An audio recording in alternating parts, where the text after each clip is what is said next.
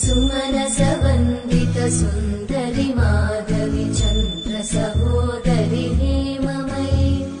मुनिगणवन्दित मोक्षप्रदायिनि मञ्जुळभाषिणि वेदनुते पङ्कजवासिनि देव सुपूजित सद्गुणवर्षिणि शान्तियुते जय जय हे मधुसूदन कामिनि आदिलक्ष्मि जय पालय माम्